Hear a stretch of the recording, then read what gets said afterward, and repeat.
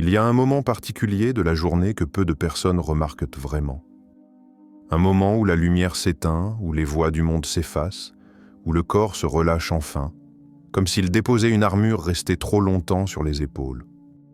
C'est cet instant précis, juste avant que le sommeil n'arrive, lorsque tu es allongé dans ton lit, que ton esprit se met à flotter entre la veille et le rêve. Un moment fragile, silencieux, presque sacré, que la plupart traversent sans y prêter attention.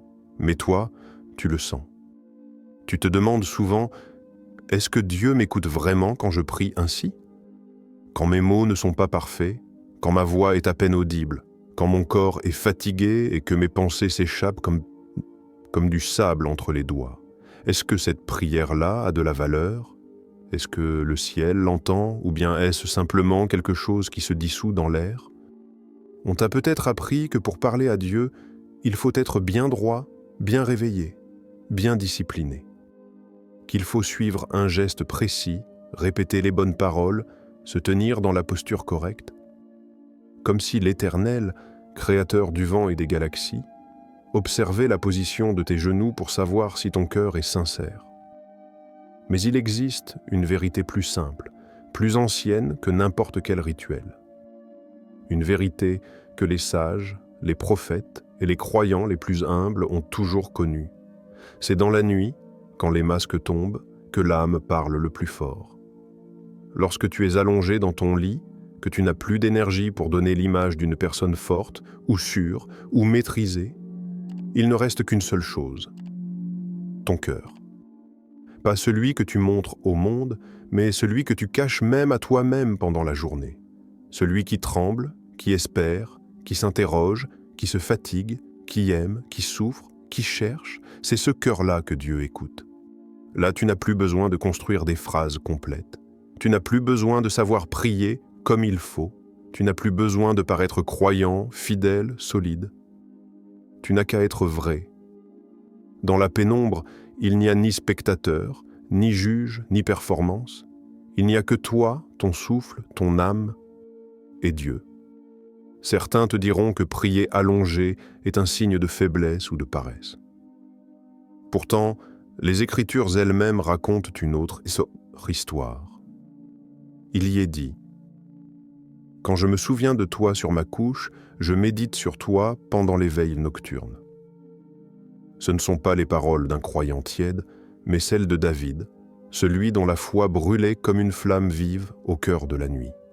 Celui qui parlait à Dieu, non avec la posture parfaite, mais avec la sincérité d'un homme qui reconnaît la présence du sacré dans le moindre souffle. La nuit n'est pas l'ennemi de la prière, elle en est le lieu privilégié. Car lorsque tu t'allonges, ton corps se détend, ton esprit cesse de lutter, ton souffle s'apaise. Ce relâchement que tu pourrais croire banal est en réalité un passage où l'âme, libérée du tumulte du jour, remonte à la surface. Tes pensées deviennent plus profondes, plus sensibles, plus ouvertes. La porte entre ton visible et ton invisible s'entr'ouvre sans bruit. C'est là que tout peut se passer. Un mot que tu murmures devient un aveu authentique. Un silence que tu laisses durer devient une offrande. Une larme qui coule sans prévenir devient une prière plus forte qu'un sermon. La nuit est le moment où tu ne triches plus. Et c'est précisément dans cette vérité-là que Dieu vient te rejoindre.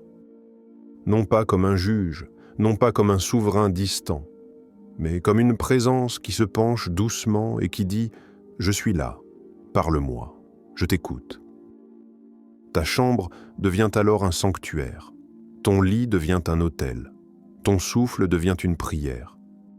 Pas parce que tu l'as décidé, mais parce que ton âme, enfin, se met à parler. Lorsque la nuit tombe et que le corps se relâche, un changement subtil s'opère à l'intérieur de toi. Ce n'est pas simplement du repos, c'est un passage. Une transition entre le monde conscient, chargé de responsabilités, d'émotions et de décisions, et un espace plus intime, plus silencieux, plus vrai. Comprendre ce qui se joue à ce moment est essentiel pour saisir la valeur d'une prière faite allongée sur son lit. Durant la journée, Ton esprit est en état d'alerte. Il observe, analyse, réagit. Il répond à des injonctions, des exigences, des attentes parfois contradictoires. Les pensées se succèdent sans pause, comme une rivière qui ne s'arrête jamais. Les neurosciences appellent cela l'activité bêta, un mode dans lequel la conscience tente d'organiser le chaos du quotidien. C'est nécessaire pour agir, pour prendre des décisions, pour se mouvoir dans le monde.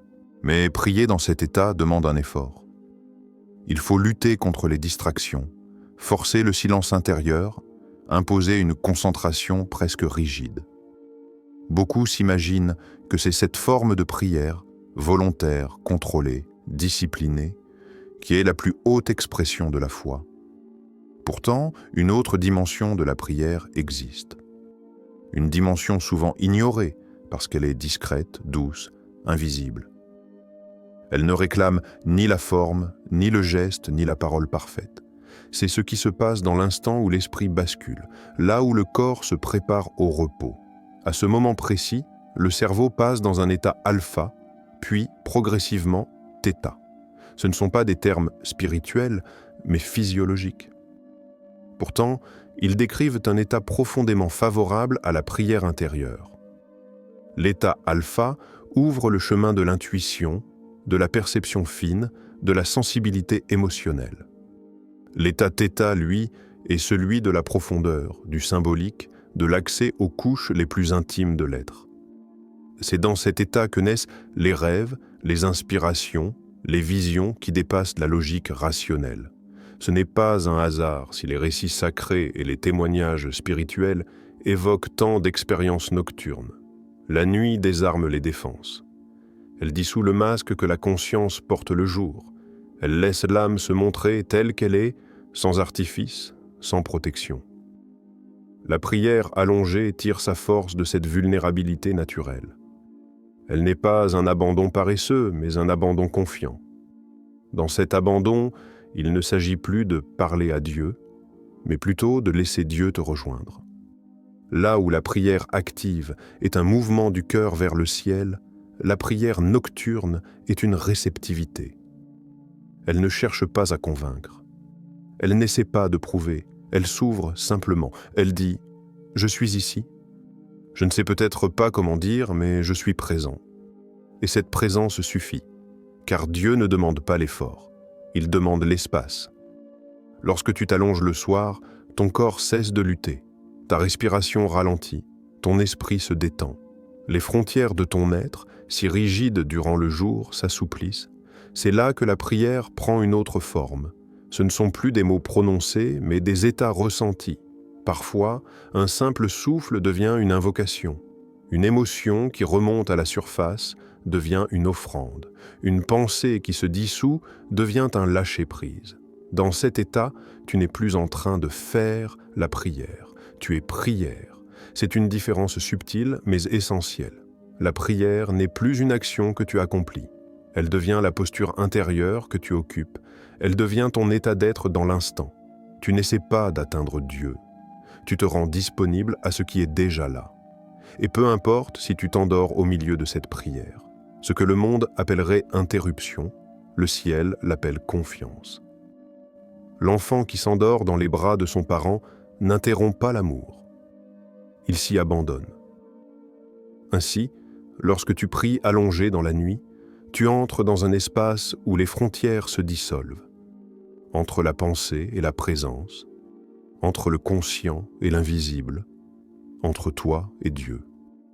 Ce n'est pas une expérience spectaculaire, ce n'est pas un moment où tu ressens nécessairement quelque chose de grandiose. C'est un mouvement silencieux, presque imperceptible, mais profond. Et c'est souvent dans ce silence-là que les plus grandes transformations commencent. Imagine un soir comme les autres. La lumière dans la chambre est faible, presque imperceptible. Les draps sont encore tièdes de la journée et ton corps porte la fatigue de ce que tu as vécu. Tu t'allonges, lentement, non par paresse, mais parce qu'il n'y a plus rien à tenir, plus rien à prouver. Le monde extérieur s'éloigne. Tout devient plus lent, plus doux, plus fragile. Et là, dans ce silence, quelque chose s'ouvre. C'est dans ce genre de nuit que certaines vérités viennent se révéler, pas celles que l'on lit dans les livres, pas celles que l'on répète par habitude, mais celles qui se murmurent à l'intérieur, comme si une voix ancienne et bienveillante connaissait ton nom depuis toujours. Laisse-moi te raconter une histoire. C'était une femme ordinaire, pas une sainte, pas une grande figure de foi, juste une femme qui, comme beaucoup, essayait de tenir debout le jour et de ne pas s'effondrer la nuit. Elle avait traversé une période difficile, responsabilité lourde, inquiétude constante, solitude silencieuse. Elle priait, oui, mais sa prière ressemblait plus à une répétition mécanique qu'à une rencontre vivante. Elle disait les mots, mais son cœur restait fermé, crispé. Un soir, trop fatiguée pour se mettre à genoux, elle s'allongea. Elle se sentait vide. Elle n'avait ni les forces, ni les phrases, ni le courage de prononcer une prière longue ou construite. Alors elle dit simplement « Seigneur, je n'ai plus de mots, mais je suis là. C'est tout. Pas de formule, pas de rituel, pas de posture sacrée, juste une vérité nue. » Elle n'attendait rien. Elle n'espérait rien. Elle se contentait d'être sincère. Et ce qui se passa ne fut pas spectaculaire. Il n'y eut ni vision, ni voix, ni lumière traversant la chambre. Mais il y eut quelque chose de plus subtil. Une paix. Une chaleur douce, discrète, qui se posa sur son cœur comme une main posée sur l'épaule. Elle sentit, sans pouvoir l'expliquer, qu'elle n'était pas seule, qu'une présence l'enveloppait, silencieuse et réelle. Elle s'endormit ainsi, sans lutte. Et pour la première fois depuis longtemps, elle dormit profondément. Le lendemain, rien dans sa vie n'avait changé extérieurement. Les responsabilités étaient encore là, les défis aussi. Mais son regard avait changé. Elle n'était plus seule dans ce qu'elle portait. Quelque chose avait été déposé. Quelque chose avait été entendu. Et cela suffisait. Ce que cette femme a vécu, c'est ce que beaucoup ressentent lorsqu'ils prient dans l'intimité de la nuit. Ce n'est pas spectaculaire. Ce n'est pas théâtral. C'est réel. Car la nuit révèle ce que le jour cache. La nuit ne ment pas. La nuit ne permet pas la façade. La nuit met l'âme à nu. Et c'est précisément dans cette transparence que Dieu se laisse approcher. Tu n'as pas besoin de trouver les bons mots. Tu n'as pas besoin de maîtriser une technique spirituelle. Tu n'as pas besoin d'être fort. Tu as seulement besoin d'être vrai. Lorsque tu t'allonges, ton cœur parle différemment. Il parle sans barrière, il parle sans masque. C'est pour cela que tant de révélations, de compréhensions intérieures, de paix soudaine viennent pendant ou juste après la prière du soir.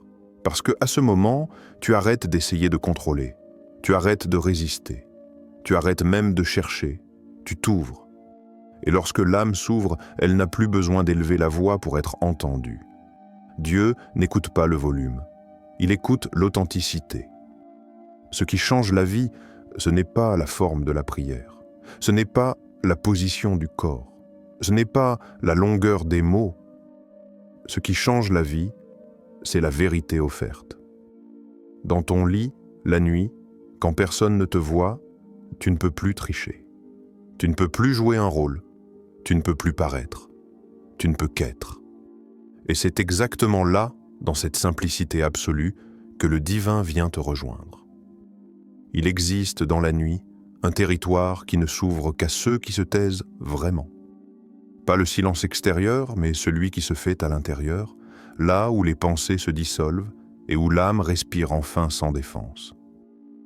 Lorsque tu es allongé, immobile, les yeux fermés, quelque chose commence à se défaire doucement. Les bruits du jour s'éloignent, comme si une porte s'était refermée derrière toi. Les tensions du corps deviennent lointaines, puis disparaissent peu à peu. Tu ne portes plus ton visage. Tu ne portes plus ton rôle. Tu ne portes plus ton histoire.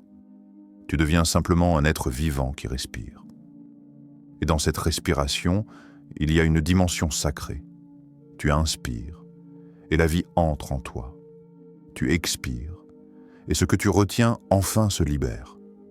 C'est dans ce mouvement simple, primitif, originel, que l'on commence à comprendre un mystère souvent oublié. La prière n'est pas une parole, mais une ouverture. Ce n'est pas toi qui vas vers Dieu, c'est Dieu qui vient à toi lorsque tu deviens disponible. Dans la journée, tout te pousse à te fermer, à te protéger, à répondre, à tenir, à lutter. Tu avances comme un corps tendu, sans laisser la moindre brèche, parce que le monde exige la solidité, l'effort et la maîtrise. Mais la nuit est différente. La nuit t'enlève ton armure. Lorsque tu t'allonges dans ton lit, tu entres dans ce que les mystiques appelaient la chambre intérieure. Un lieu qui n'a pas de mur, qui n'a pas de forme, mais qui existe dans le cœur de l'être humain depuis toujours. Thérèse d'Avila disait que l'âme est une demeure aux multiples pièces. Jean de la Croix affirmait que c'est dans l'obscurité que Dieu agit le plus profondément, parce que l'esprit cesse enfin de contrôler. Et les premiers pères du désert enseignaient que la présence divine n'a pas besoin d'être appelée, elle est déjà là. C'est nous qui devons apprendre à laisser la porte entr'ouverte. Lorsque tu pries allongé, tu n'imposes pas, tu n'orientes pas, tu ne forces rien. Tu te rends transparent. Tu deviens un lieu où Dieu peut entrer. Et c'est là que l'essentiel se produit. La rencontre entre ton humanité dépouillée et la douceur invisible qui te dépasse. Cette rencontre ne se ressent pas toujours sous la forme d'une émotion. Parfois, elle n'a pas de chaleur, pas de frisson, pas de signe évident. Parfois, elle est tellement subtile que l'on pourrait croire qu'il ne se passe rien. Et pourtant, c'est dans ces nuits-là que quelque chose est déplacé profondément, sans bruit, sans spectacle, sans éclat. Comme une pierre que l'on déplace au fond d'un fleuve, l'eau continue de couler en surface, mais le courant intérieur change, tu t'endors, le monde te croit inactif, mais ton âme, elle, continue de veiller, car la prière nocturne n'est pas un acte ponctuel. Elle se prolonge dans le sommeil, elle continue dans les rêves. Elle travaille dans les profondeurs où la conscience n'a plus accès. Tu ne sais pas ce qui se travaille en toi pendant la nuit, mais Dieu, lui, sait. Il restaure ce qui est brisé. Il apaise ce qui tremble. Il rend léger ce qui était lourd. Il éclaire ce qui était obscur, parfois sans que tu n'en aies conscience. Tu te réveilles simplement différent, plus calme, plus stable, moins dispersé.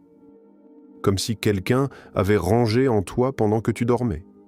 Ce n'est pas ton intelligence qui se transforme, c'est ton centre.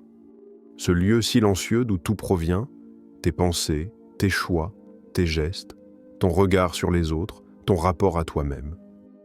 La prière nocturne agit à partir de là. Elle ne corrige pas la surface. Elle guérit la source. Et ce genre de guérison ne fait pas de bruit. Elle se reconnaît dans les matins, dans la manière dont tu respires en ouvrant les yeux, dans la manière dont tu accueilles le monde, dans la manière dont tu te tiens intérieurement. La paix n'est pas un sentiment euphorique. La paix est un espace que rien ne peut envahir. Et c'est dans la nuit, lorsque tu pries allongé, sincère, vulnérable, que cet espace commence à se former.